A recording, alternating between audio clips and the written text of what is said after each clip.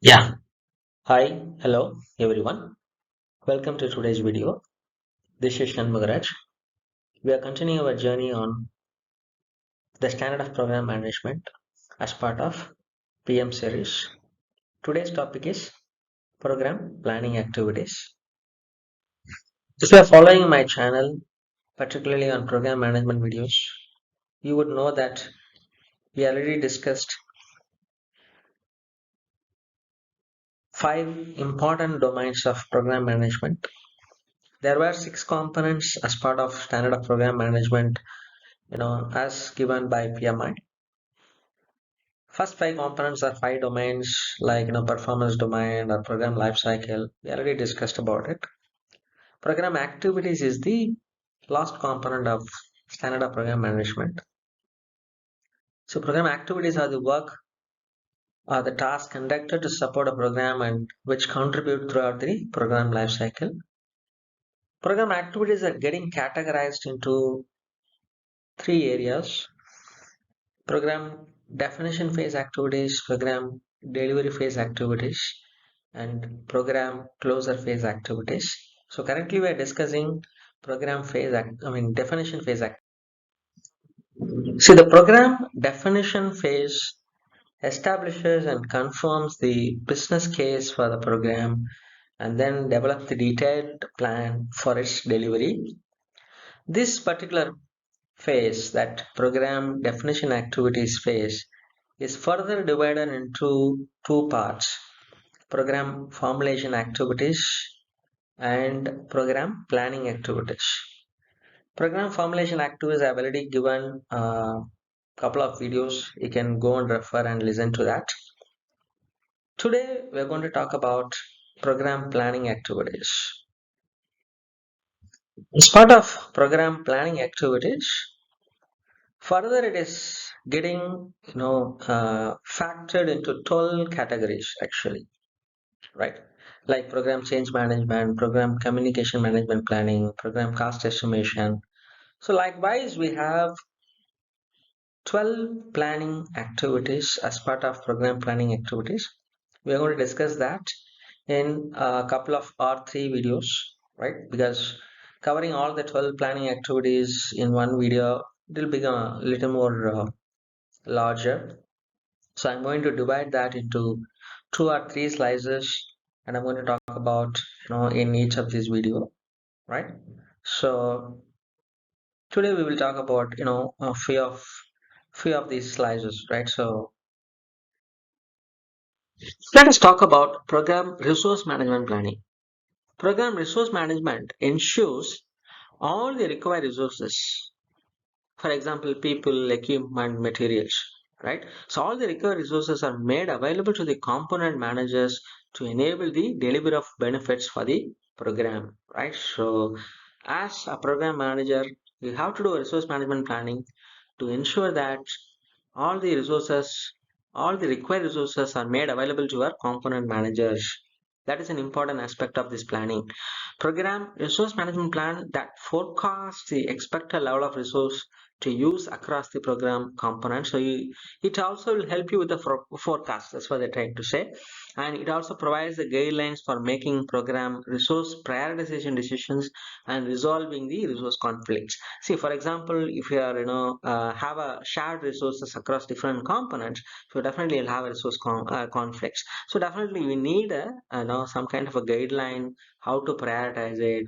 What is the if the two different components or three different components are coming asking for a program manager, but I need this particular SME, right? So you should be able to have some guidelines on how to prioritize and how to share the resources and everything, right? Because it's a little more complex when it comes to program resource management. It's definitely much complex than your project resource management, right? So the dependencies and conflicts will be more. You need to be very smart enough to think about it and solve it, right? So the outputs of program resource management planning is going to be program resource requirements, right? At component level or at program level you can make it, and program resource management plan, right? So these are the two outputs of resource management planning exercise. So let us talk about program risk management planning. So it is going to tell you how to approach and conduct risk management activities for a program by considering its components. Right? So how we are going to approach the risk management, how we are going to conduct our risk management activities, all those things will be explained as part of this plan. The principles of risk management, to be applied, it can be, you can use that, practice of risk management which is outlined by PMI, that can be used as for your application to define the principles, right? So it is essential to define risk profile of an organization to construct most suitable approach to manage program risks, adjusting risk sensitivity and monitoring risk critically, right? So this is the catch here.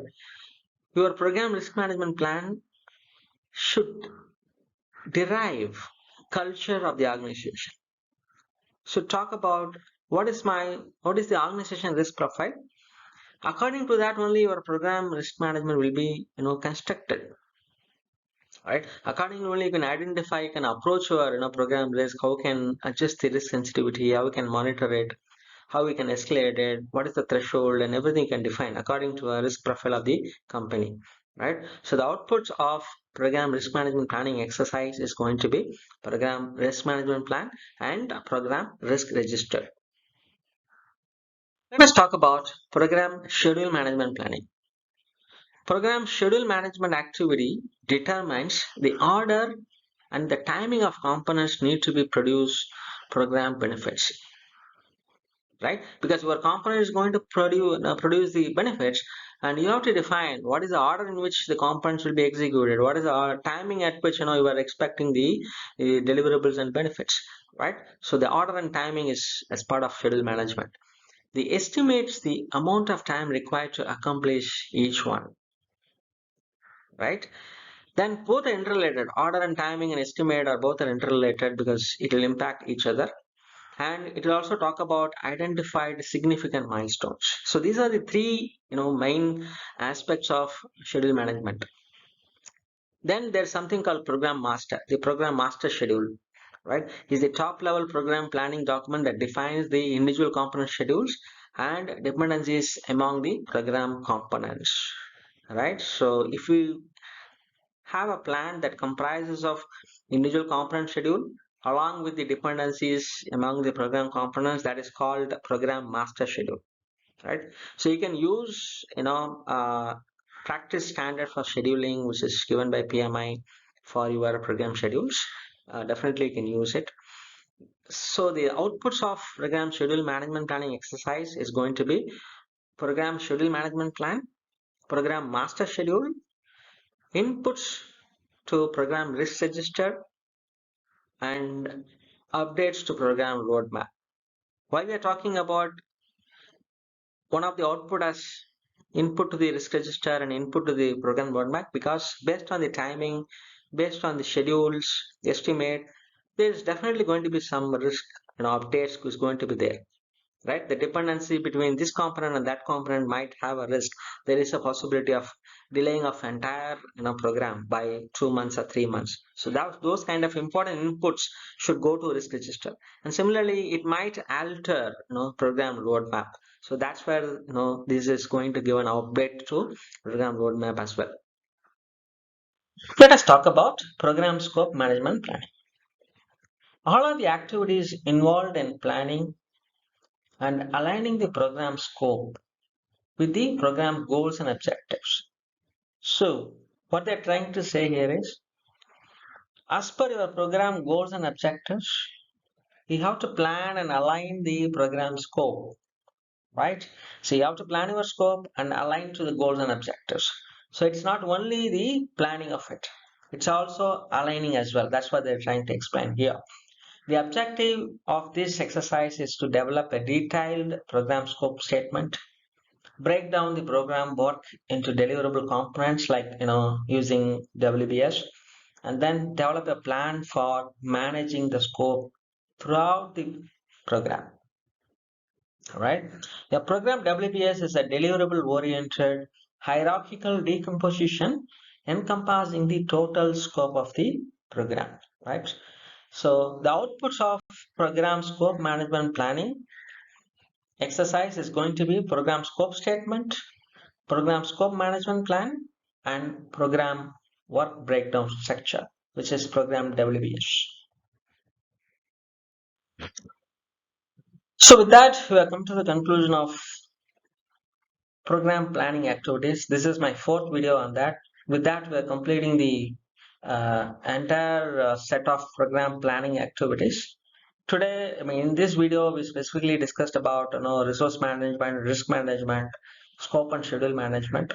I think you got a reasonable, nice idea on these four areas. So with that, we are completing the entire activity sets of program planning activities. So in my next videos, we will be talking about program delivery phase activities and program closure phase activities.